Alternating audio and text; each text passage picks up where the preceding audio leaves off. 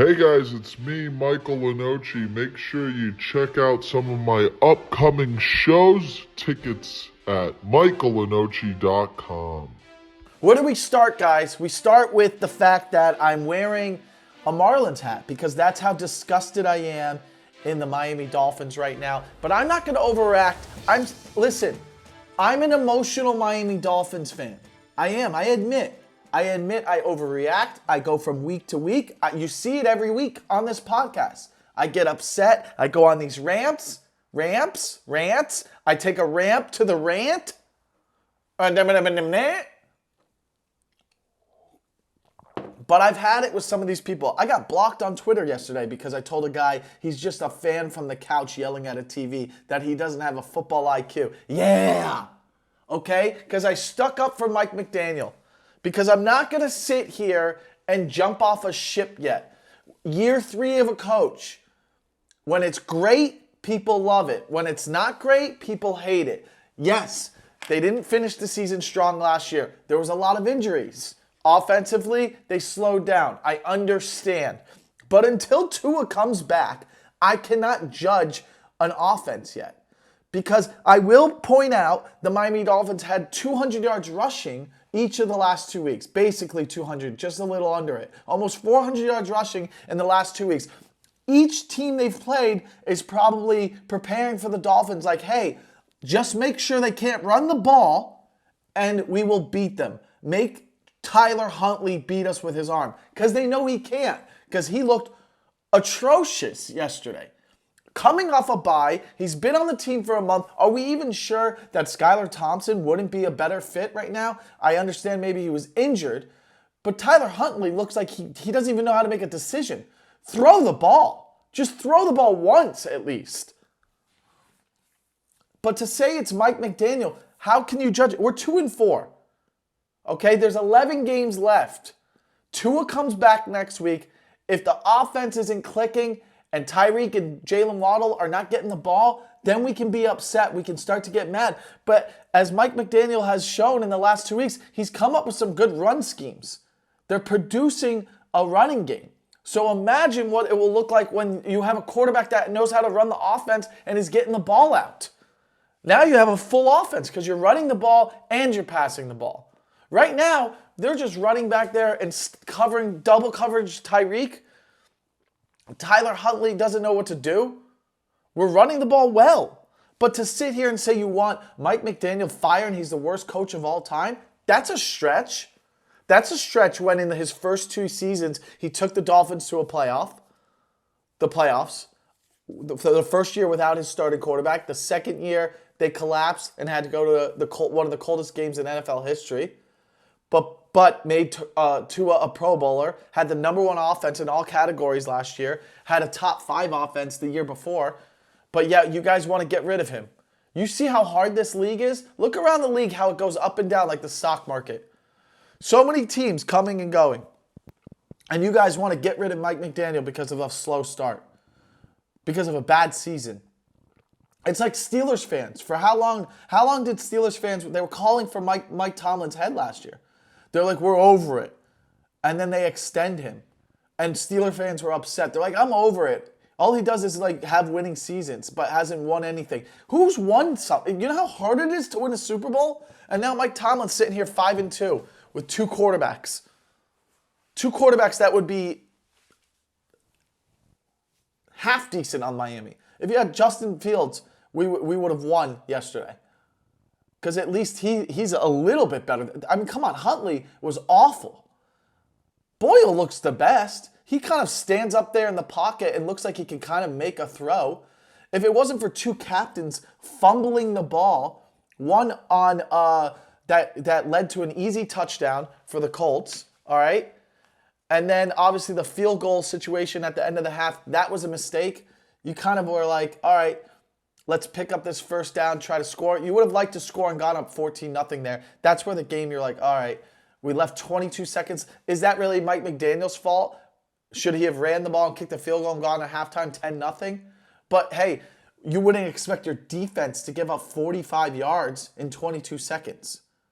So that's kind of a mistake there on our secondary. So it's 10-3 at half. Then you're driving and you're about to score. You do a fullback dive and you fumble with Ingold. You got to get points there. At the very least, you're like, oh, we could at least go up 13-3. You got to get points there. Then you miss a field goal late in the game. That was our game to have. That was our game to have. It hurt. That was an ugly loss because you know you should have won that. You were the better team. You played better. And that's a team that's 100%. And we're playing with a backup quarterback, a third-string quarterback, a practice squad quarterback. And you guys expect them to put up 31 points. Like they're supposed to be so good. Defense is looking great. The defense is great.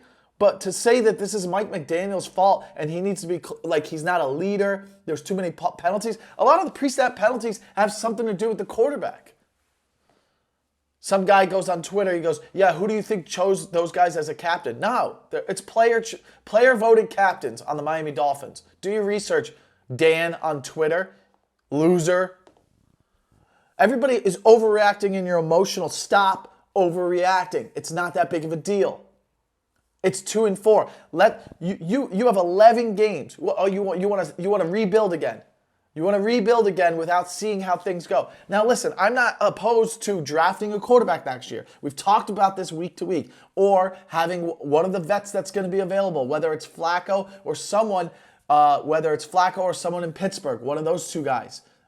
You know, even if it's Fields, someone back there that you think that you can teach the system, that is an athlete, that is good, behind Tua for when he inevitably does get hurt next year. But ideally, you'd like to have a young quarterback learn behind Tua. Maybe Tua gets hurt in 2 years. I don't know. But when that next concussion comes, that's the end of his career. So inevitably, it's going to happen. So why not have a young quarterback that is learning behind him?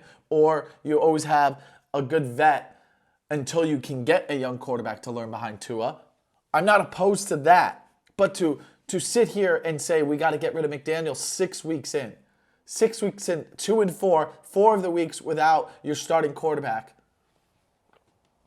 That's a little ridiculous to me. It's people being emotional, okay? It's not over. It's not over yet. It's not over. Look at the standings right now, man. I know that I might sound delusional, but we're the 10th seed right now. 7 teams make the playoffs in each league. The Colts are 4-3 at the 7th seed. So ideally you're a game and a half back. All right? You win. They're 4-3. The Chargers are 3-2. They got to win tonight. Who knows if they win? They're playing a desperate Cardinals team. Hopefully the Cardinals win because you don't want to face the Cardinals who are desperate against Miami next week. Bengals 3-4. Denver 4-3. Chargers 3-2. The only teams for sure are in Kansas City, Houston, Pittsburgh, Buffalo, Baltimore. Those are your playoff teams, right? You got 5 playoff teams for sure over there. But the 6th and 7th seeds are wide open. And it's going to be between the Dolphins, the Bengals, the Broncos, the Colts, and the Chargers. There's a lot of football left to be played. And none of those teams look like they're juggernauts or anything that are scary. Jets are more in trouble than us. And look how much... And they're not panicking. They probably are a little bit today. But they still are in it. 2-5, you're not totally out of it. When you look at their schedule, they have Houston. Outside of that, all winnable games for the Jets. Dolphins have Bills in 2 weeks, yes. But outside of that, the next three of the next 4 games are all winnable games. There's no reason you can't be 5-5. You can't be 5-5 with 7 games left. That's plenty of time to make a playoff run. Yes, would we maybe have to be on the road? Sure. But you would sit there at the end of the year, if the Dolphins were a wild card, 3 years in a row, with knowing Tua got hurt and that slow start. If you said Miami made the playoffs after starting 2-4, you'd be like, that's pretty impressive. Good job, coach. You wouldn't be asking him to get fired. I'm frustrated too. But that loss is not on McDaniel. That's 2 brutal fumbles by 2 captains. Brutal fumbles, a missed field goal. Maybe shouldn't have been in that field goal. Yes, I didn't like the fullback dive call that made us miss that field goal. Would have liked to pick up that first down. They were driving that at momentum. It was one of the times where I was like, yeah, let's go for it on this one. Maybe an outside run or something. It was very frustrating. But to fire Mike McDaniels is crazy. Let's talk when we see what happens next week. Tua's been healthy for 3 weeks. Here was the biggest mistake, is putting Tua on IR. Because if you didn't put him on IR, he plays yesterday. He 100% play. It would have been a perfect time for him to play. Why put him on IR? I guess they wanted to open up a spot for a quarterback, which didn't even matter. So that was the mistake, putting him on IR. He could have played. He could have played against that Colts game. I promise you this, and if I'm wrong, I'll admit I'm wrong, and I'll be like, hey, you were so wrong. But we're going to put up 28 points next week, at least.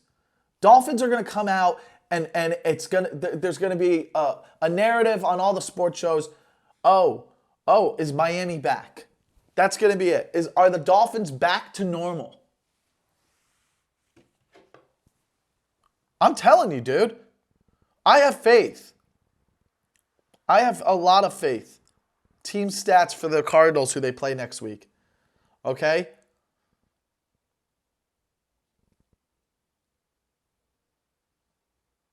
Not the best. Okay, let's go look at the NFL team stats for teams. Okay, total yards. Guess who's defense? Cardinals give up some of the most yards. Top 5. Passing yards.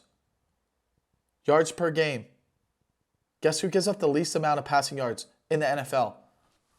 Miami does, defensively. Number 1, rushing. Well, maybe that's because of a bye week, but still.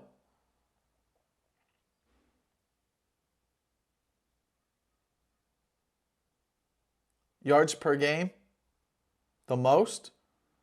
Cardinals are middle of the road. Either way,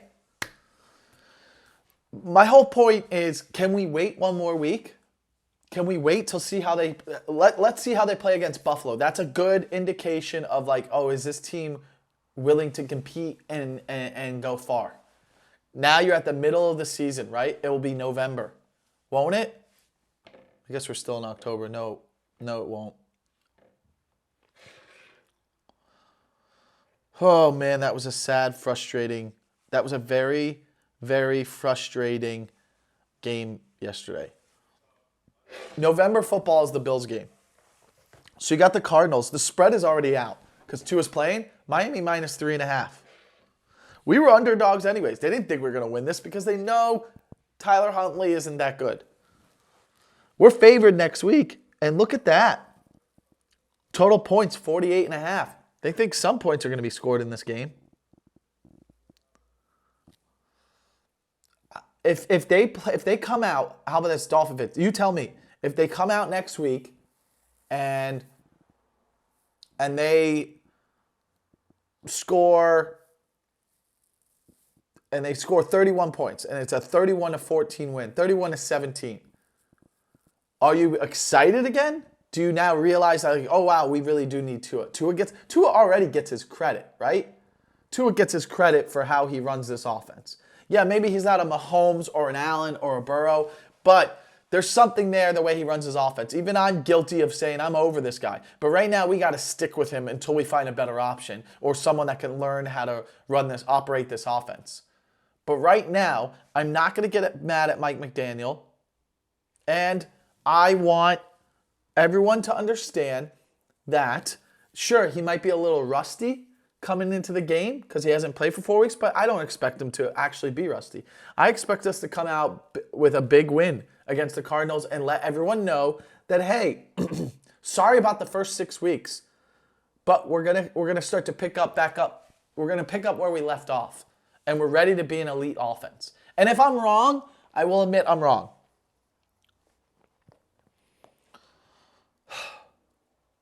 I hope I'm right though. But I don't understand this Mike McDaniel hate. Like, you guys are acting... Did you guys forget what it was like with Adam Gase? Did you guys forget the Adam Gase days? Did you forget the offense with Flores? And you guys see how hard it is around the league? Look at the Jets. Look at the Bengals even look... Look, the Bengals have Joe Burrow, and it doesn't look like it's operating well right now. Look at all around the league. Look at the Houston Texans when they play anyone in the NFC North. Sometimes you can't produce. You guys were so spoiled for 2 seasons. For 2 seasons, we've been spoiled with 50-point games. One was a 70-point game and one was a 50-point game. That in both years, this is what happened. This is the problem with Miami Dolphin fans. All right? Here's the problem with some of you fans and why you're being emotional. For the first 2 years of Mike McDaniel, you saw a 50-point game and a 70-point game in the first 3 weeks of the season. So then it made you go, oh, we're going to be the best in the NFL. I'm one of those people too. I did it too. And then it tailed off towards the end of the year. This year, you're starting off with one of the worst offensive teams we've ever seen because of third-string quarterbacks, practice squad quarterbacks, and everyone's like, kill Mike McDaniel. Get him out of here. That is so unstable and not logical. Break it down to the simplest form of that. They ran for almost 200 yards in 2 games with a practice squad quarterback. Is that not insane to you? Every team is just like, hey, put 8 in the box. Let's stop the run. Make them beat us with Huntley. They can't stop the run. You know why? Because Mike McDaniel is creating these run schemes that are hard to block and hard to stop. But yet you guys are like, he sucks, he sucks. He's not the one throwing the ball. He's not the one sitting back there holding the ball for 5 seconds and then taking a sack, not making a decision. The guy threw the ball maybe 4 times. Most of the time we were running the ball. But to say this is Mike McDaniel, you're out of your mind.